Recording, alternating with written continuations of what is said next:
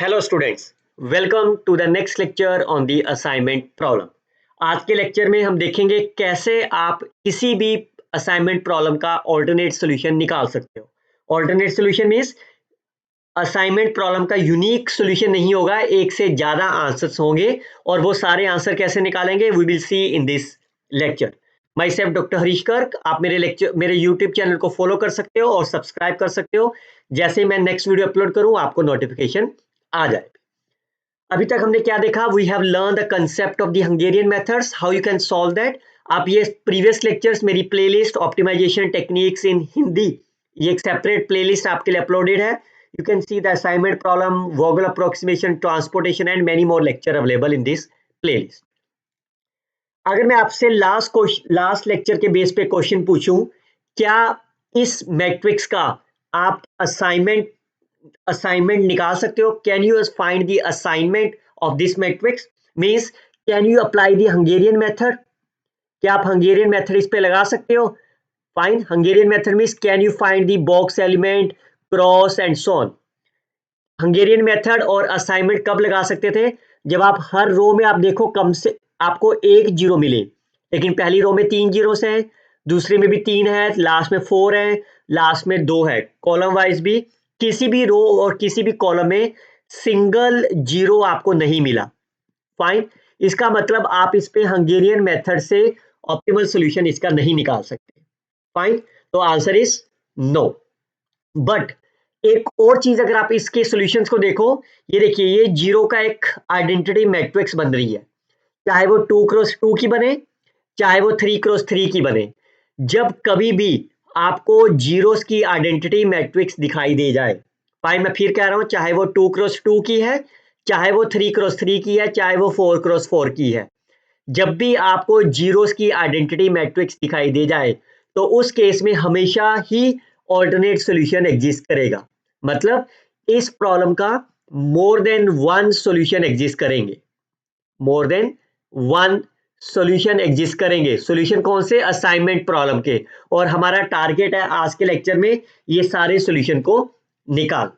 so that means our target is we will study how you can find the assignment problems or how you can find the alternate solution of the assignment problem. जैसे मान लो एक example कर से समझाता हूं आपको। मान लो एक कंपनी है जिसके पास 4 मशीन्स हैं ABCD और उसको 3 जॉब को असाइन करना है। हर मशीन को one and only one machine को असाइन करना है, तो इसका मतलब असाइनमेंट प्रॉब्लम होगी। लास्ट लेक्चर में मैंने क्या बताया था आपको? असाइनमेंट प्रॉब्लम को अप्लाई करने से पहले आपके दो प्रॉपर्टी सेटिस्फाइड होनी चाहिए। The first one is the matrix must be the balanced one and the problem must be the minimization. तो इस केस में कोस्ट की बात हो रही है, तो मिनिमाइजेशन तो हो गया, लेकिन ये प्रॉब्लम आपकी बैलेंस नहीं है। बैलेंस का मतलब number of the rows and number of column same होने चाहिए, लेकिन वो नहीं है। अब क्वेश्चन क्या पूछ रहा है कि आप कैसे एलोकेट करो सो दैट आपकी कॉस्ट मिनिमाइज हो जाए। और बिकॉज यहाँ पे 3 ही जॉब्स है ना, तो इसका मतलब ये 3 जॉब्स ज्यादा से ज्यादा 3 मशीन को असाइन हो सकती है, तो कम से कम एक मशीन आपके पास खाली रह जाएगी और वही आपको ढूंढनी है कि कौन सी मशीन आपकी खाली रह गई। क्लियर? चलिए, सबसे पहले क्या है, ये बैलेंस है problem? No, this is the unbalanced problem. तो आपको क्या करना होगा, एक डमी रो ऐड करनी होगी विद द कॉस्ट 0 0 0। देन उसके बाद रो रिड्यूस करना होगा। फाइन, मैं थोड़ा स्पीड में कराऊंगा बिकॉज आई अज्यूम दैट कि आपने ये प्रीवियस लेक्चर हंगेरियन मेथड सुना होगा और उसी के बेस पे मैं आपको लेक्चर का कंटिन्यूशन दे रहा हूं। पहली रो का सबसे स्मॉलेस्ट एलिमेंट 18, तो पहली रो में से सब में से 18 माइनस कर दो। फाइन, 10 14।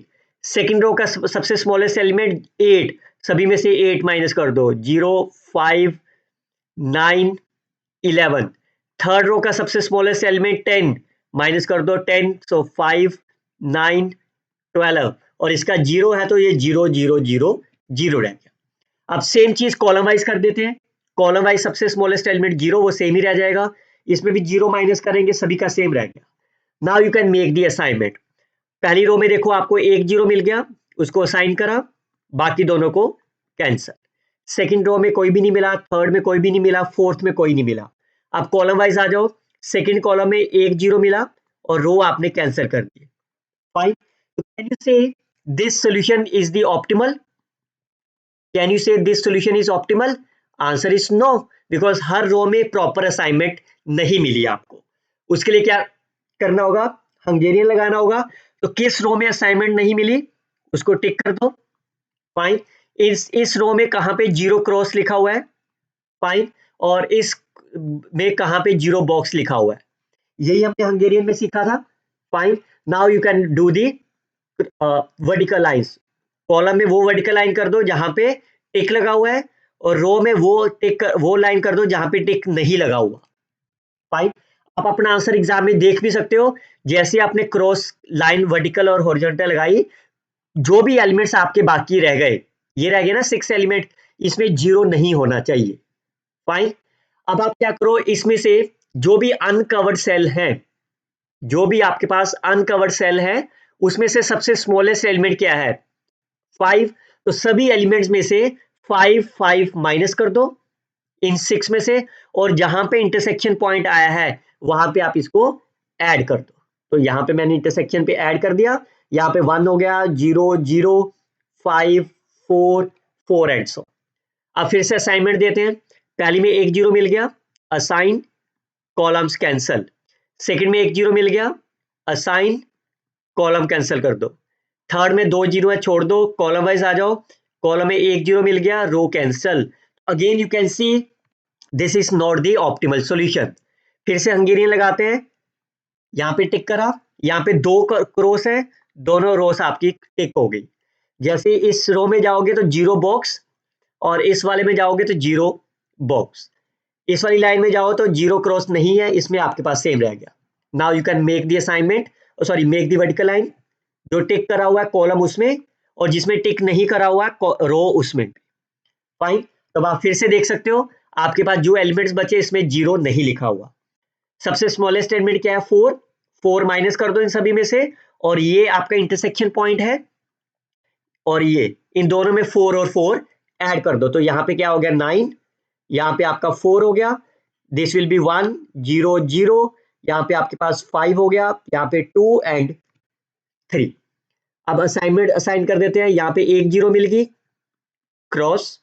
सेकंड में दो जीरो छोड़ दो, थर्ड में दो जीरो छोड़ दो, फोर्थ में दो जीरो छोड़ दो, कॉलम भी छोड़ दो, लास्ट में एक कॉलम जीरो मिल गया, और रो कैंसिल हो गई। फाइन।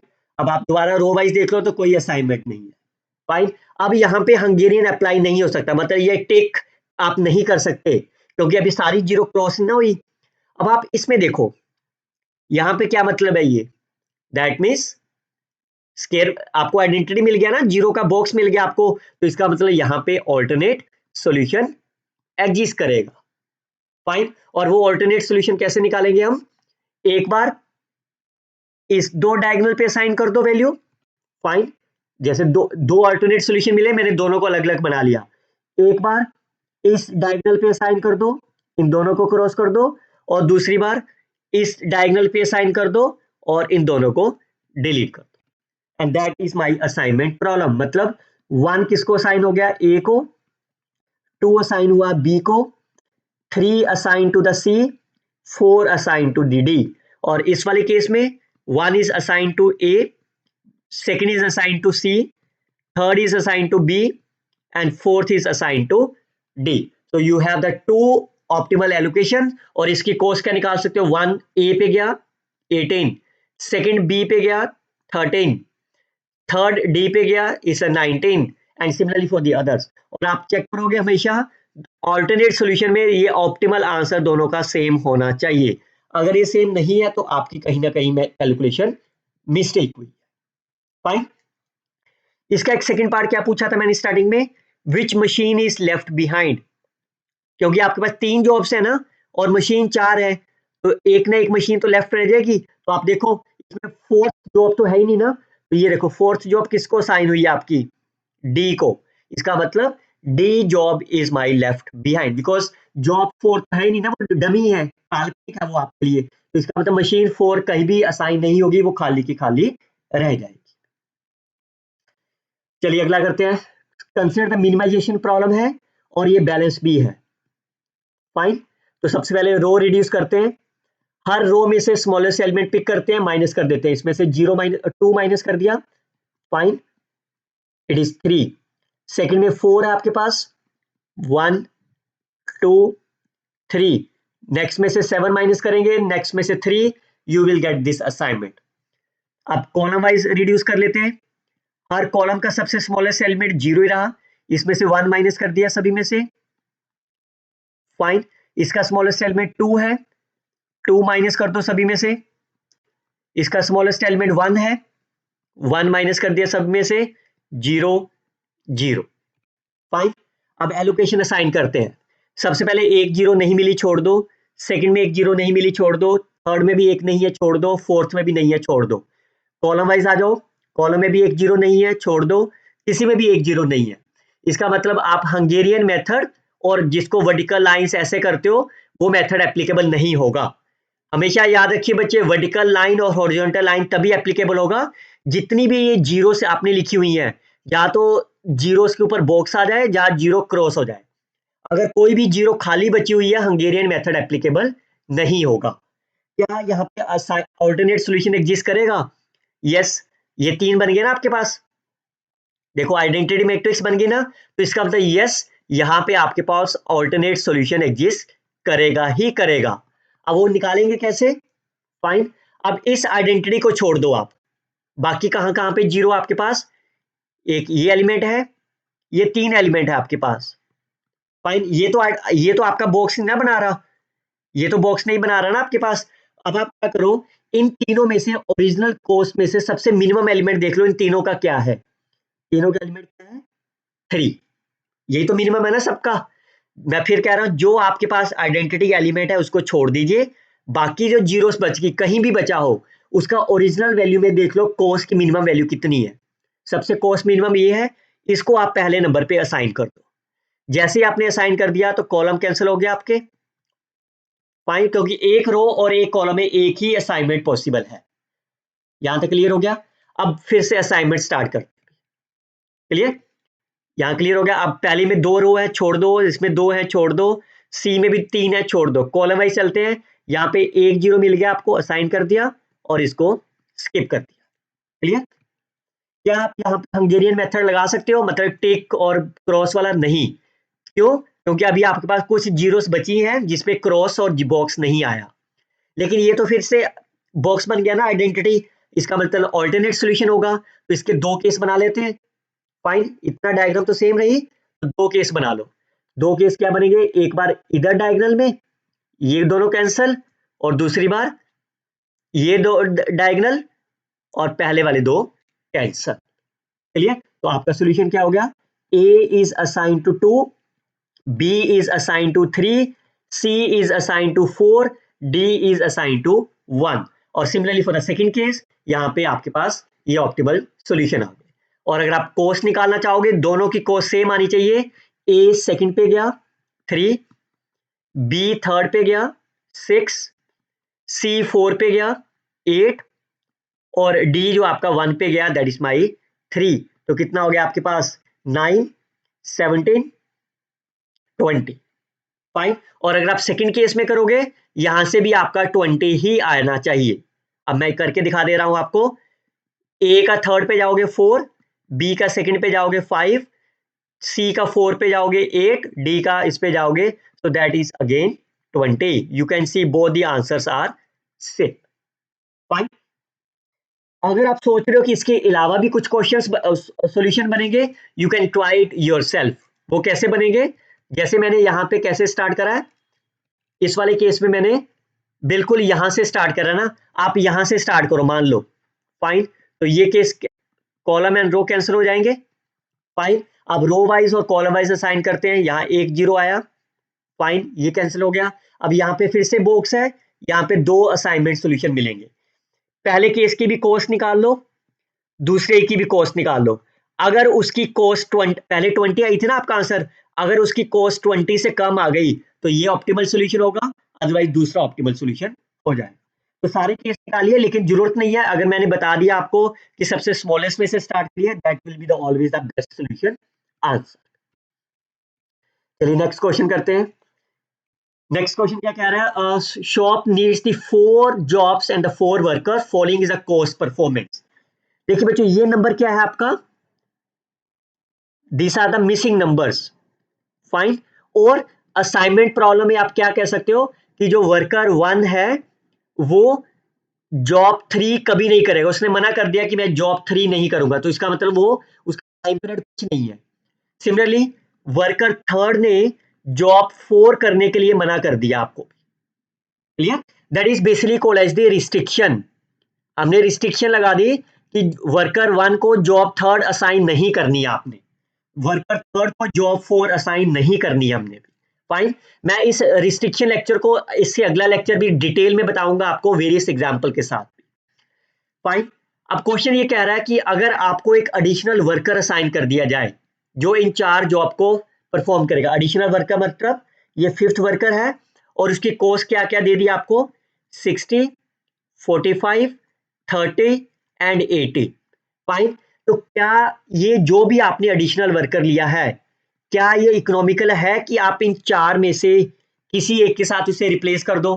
क्या मैं ये कह सकता हूँ मैंने फर्स्ट वाले को रिप्लेस करके फिफ्थ पे यूज कर लिया, और सेकंड को मैंने नौकरी से निकाल दिया और फिफ्थ वाले को यूज कर लिया, और इस तरह से बाकी?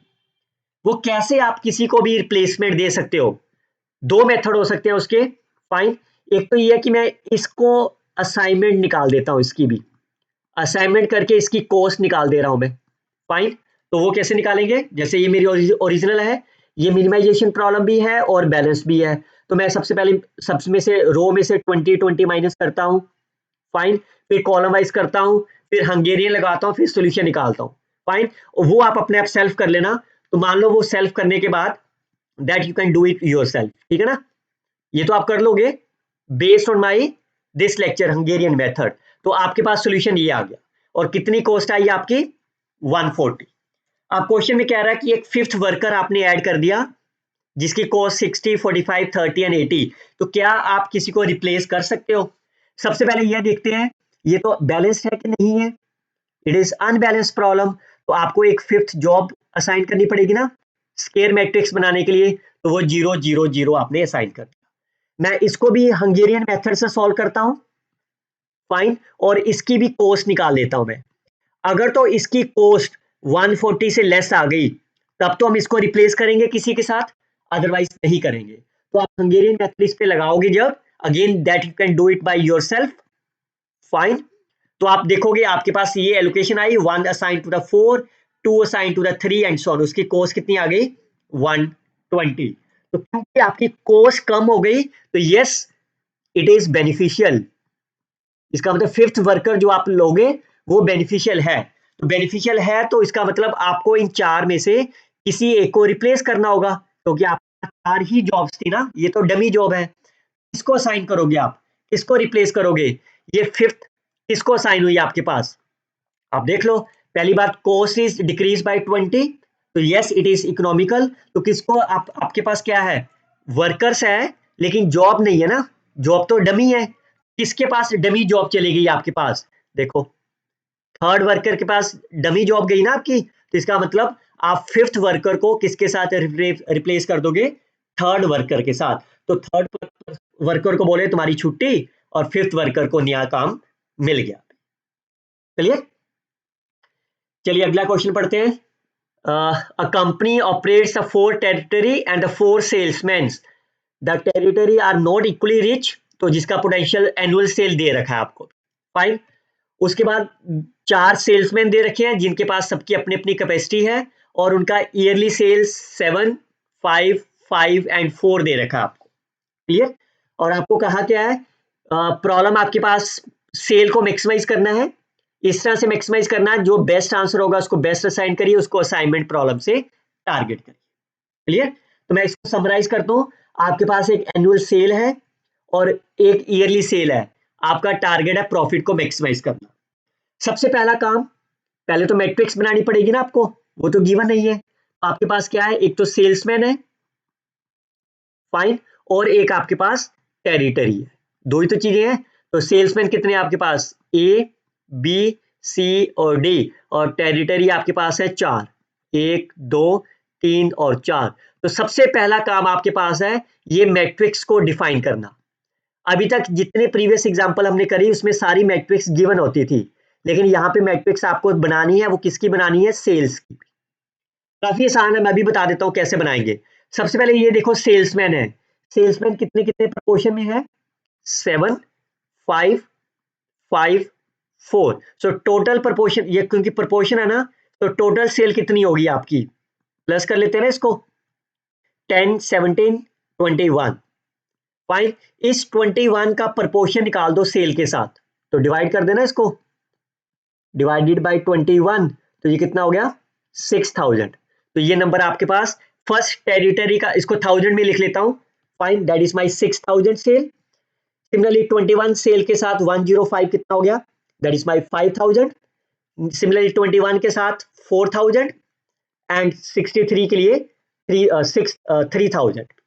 फाइन, अब इस मैट्रिक्स को आप कंप्लीट करते हैं, तो ए के लिए क्या करेंगे? 6 इंटू 7 42, 5 इंटू 7 ये टोटल सेल हो गई ना, 7 इंटू 8 7 इंटू 4 7 इंटू 3 21।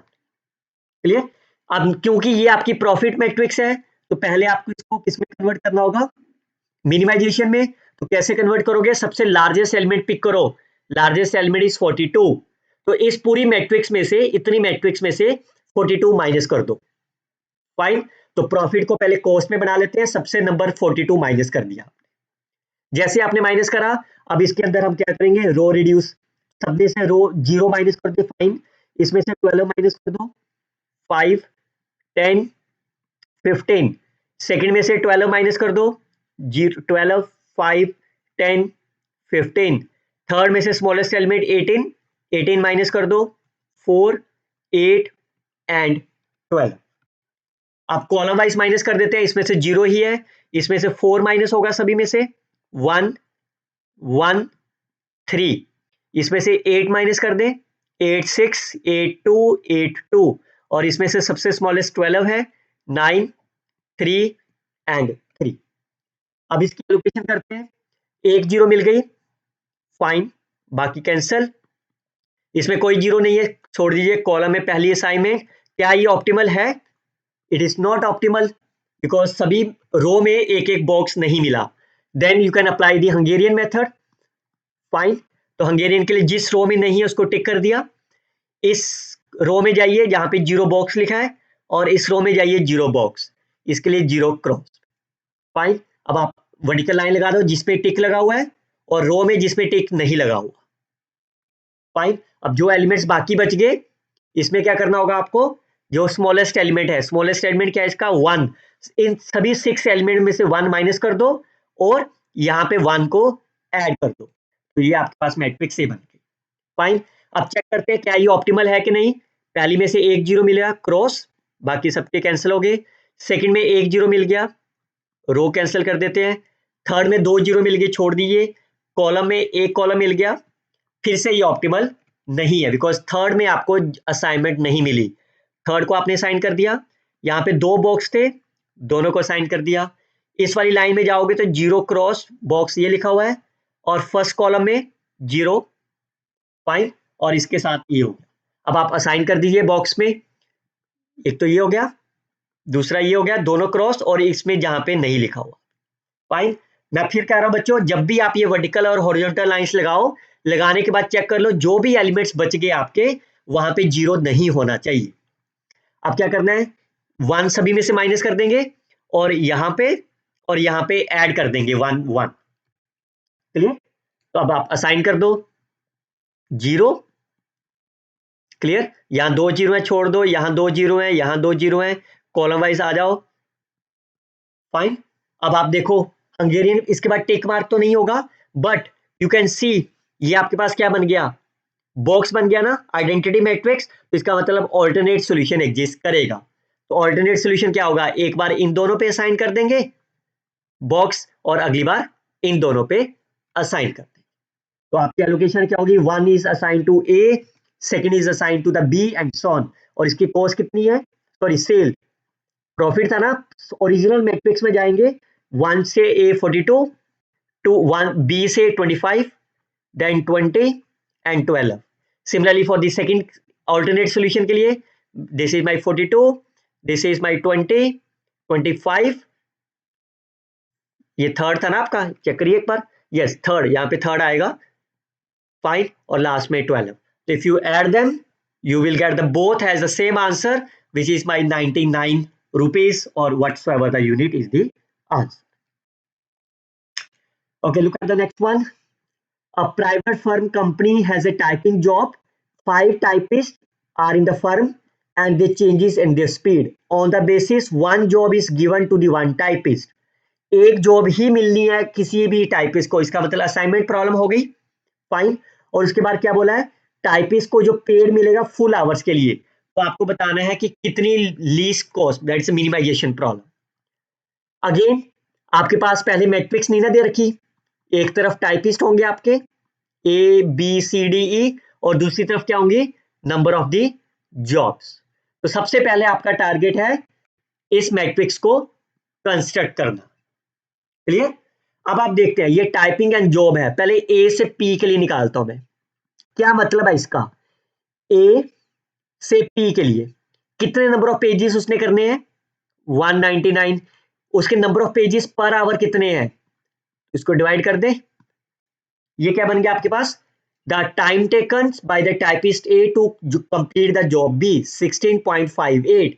लेकिन स्टेटमेंट में अगर आप ध्यान से पढ़ो, स्टेटमेंट में क्या कहा, उसको फुल आवर्स की पेड मिलना है उसे, तो इसका मतलब ये जो आप उसको फुल आवर्स मिलेगा दैट इज 17 आवर्स, क्लियर। इस 17 रेट कितना उसको पर आवर्स, 5 रुपीज, तो टोटल कॉस्ट कितनी हो जाएगी उसकी भी, अगर एक घंटे 17 आवर्स को काम करेगा, हर एक घंटे में उसे 5 रुपए मिलेंगे, तो टोटल कॉस्ट कितनी होगी उसकी, 85 रुपीज, क्लियर। इसका मतलब जैसे वो ए से पी में जाओगे तो आपको 85 रुपीज उसकी कॉस्ट होगी, तो that is my cost. Similarly आप ए से क्यू में करने के लिए क्या करोगे, आप कितनी कॉस्ट ले रहा है, ए से क्यू के लिए 175 रुपीज, कितने टाइम्स वो वर्किंग है, 12 आवर्स, और कितना कॉस्ट करेगा वो पर 5, तो इसको सॉल्व कर लोगे, you will get the answer 75, 65 and so, clear. अब ये बैलेंस भी है आपके पास, ये मिनिमाइजेशन भी है, अब आप इसको row wise column wise subtract करोगे, फाइन, रो वाइज सब्ट्रैक्ट कर दो, कॉलम वाइज हंगेरियन लगाओ और चेक करिए और वेरीफाई करके कमेंट बॉक्स में बताइए क्या आपका आंसर 399 रुपीज आएगा कि नहीं आएगा। चलिए look at this next one. 4 engineers are available to design the project cost. Engineer 2 is not competent to design the product B. Engineer 2 is not designed to product B. Fine, इसका मतलब तभी तो यहाँ पे खाली छोड़ दिया ना, मतलब इंजीनियर 2 कैपेबल ही नहीं है प्रोजेक्ट 2 को करने के लिए, तो उसका जो भी टाइम है, ये टाइम्स है ना सारे, वो टाइम्स आएंगे नहीं, फाइन। इसका मतलब क्या हो गया, आपका काम फिर वही है कि मिनिमाइजेशन कॉस्ट बनानी है। इसका मतलब ये क्या है, ये एक रिस्ट्रिक्शन असाइन कर दी आपको, ठीक है, कि इंजीनियर 2 जो है वो प्रोजेक्ट बी कर ही नहीं सकता, इंजीनियर 2 जो है वो ए कर सकता है, सी कर सकता है, डी कर सकता है, लेकिन बी नहीं कर सकता। That means that is a restriction imposed on the problem, fine. जब भी रिस्ट्रिक्शन होगी तो आप उस प्रॉब्लम को कैसे सॉल्व करेंगे, that I will cover in my next lecture. अगर आप वाकई में इस लेक्चर को सुनना चाहते हो, let me know in the comment box, I will upload this video very soon, fine. तब तक मैं आपको कुछ 6 या 7 क्वेश्चन एक्सरसाइज देके जा रहा हूं, you can solve it and let me know the answers in the comment box, क्या आपने ये क्वेश्चन को वेरीफाई करा, fine. 2 more questions alternate solutions है आपके पास, फाइन। एंड फिफ्थ इज जो यहाँ पे 3 ऑप्टिमल सॉल्यूशंस आ रहे हैं, बिकॉज 5x5 है ना, तो 3x3 की मैट्रिक्स बन जाएगी आपकी, तो आप सॉल्व करिए, let me know in the comment box कि आपके आंसर कितने वेरीफाई हुए हैं कि नहीं हुए, fine. I will upload the next lecture on the restrictions. Till then, you can share this video with your friends, like and comment on the videos. Best of luck, students. Thanks for the watch.